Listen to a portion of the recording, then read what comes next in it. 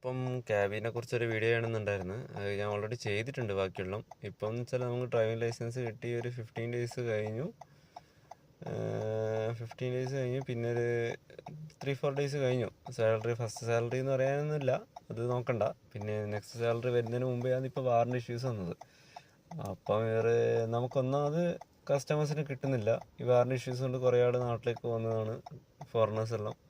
കുറേ ഹോട്ടലിലാണെങ്കിൽ എന്താ പറയുക, ഫുള്ള് പൂട്ടിക്കിടക്കുന്ന അവസ്ഥയിലാണ് കുറേ ഹോട്ടൽസ്, കസ്റ്റമേഴ്സ് ഇല്ലാത്തതുകൊണ്ട്.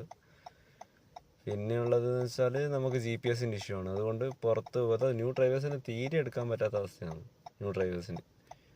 അങ്ങനെയാണ് ഇപ്പോൾ ഇഷ്യൂസ് ഉള്ളത്. വേറെ എന്തെങ്കിലും അതിനെക്കുറിച്ച് കൂടുതൽ അറിയണമെങ്കിൽ നമുക്ക് ടാർഗറ്റും കാര്യങ്ങളൊന്നും കുറച്ചുണ്ട്. കുറച്ച് നട്ടൊരു കാര്യമില്ല, അതിനുള്ള കസ്റ്റമേഴ്സിന് നമുക്ക് കിട്ടണ്ടേ. അത് ക്ലിയർ മണി നമുക്ക് കയറുകയും വേണം. അതൊക്കെയാണ് നമ്മൾ പെർസെൻറ്റേജിൽ കൂട്ടുകയുള്ളൂ. ഓടിയിട്ട് അത്രയും ഫ്യൂൽ ചാർജ് അതെല്ലാം കഴിഞ്ഞ് ബാക്കിയുള്ള ക്ലിയർ മണി കയറേണ്ടെങ്കിൽ കുറച്ച് ബുദ്ധിമുട്ടാണ്. അതെല്ലാം ഇപ്പോൾ ഉള്ളത് കേട്ടോ. ഓക്കെ.